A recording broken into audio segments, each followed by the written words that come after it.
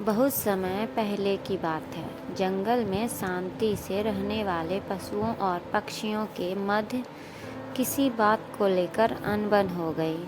ये अनबन इतनी बढ़ी कि दोनों पक्षों में युद्ध छिड़ गया।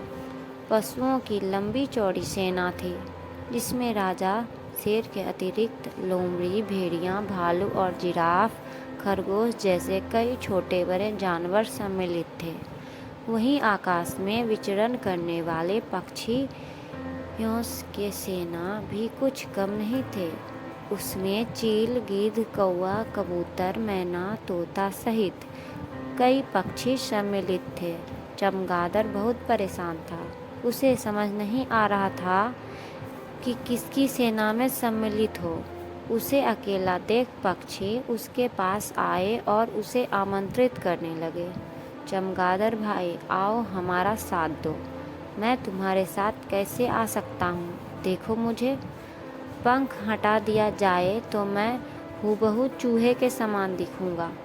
मैं तो पशु हूँ, मुझे क्षमा करो, चमगादड़ ने उत्तर दिया।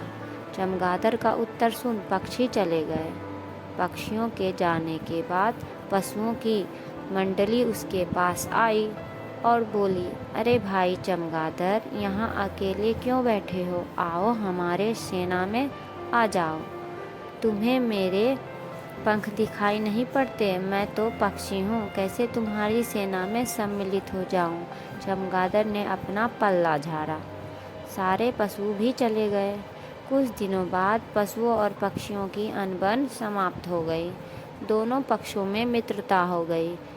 जंगल में मंगल हो गया। सभी आनंद मनाने लगे। उन्हें आनंद मनाता देख चमगादड़ ने सोचा कि अब मुझे किसी एक दल में सम्मिलित होना चाहिए। वह पक्षियों के दल के पास गया और उनसे निवेदन किया कि उसे अपने दल में ले लें, किंतु पक्षियों ने यह कहकर मना कर दिया, अरे तुम तो पशु हो, ऐसे में तुम हमारे दल में कैसे आ सकते हो? मुंह लटकाकर चमगादड़ पशुओं के पास पहुंचा और उनसे भी यही निवेदन किया। पशुओं ने भी उसे अपने दल में स्वीकार नहीं किया। वे बोले, क्या तुम भूल गए हो कि तुम्हारे पंख हैं और तुम एक पक्षी हो? चमगादड़ करता क्या? वह समझ गया कि आवश्यकता पड़ने पर साथ न देने पर कोई भी मित्र नहीं रहता। तब से चमगादड़ अकेला ही रहता है। आवश्यकता पड़ने पर सदा दूसरों का साथ दें। जो समय पर काम न दे उसका कोई मित्र नहीं होता।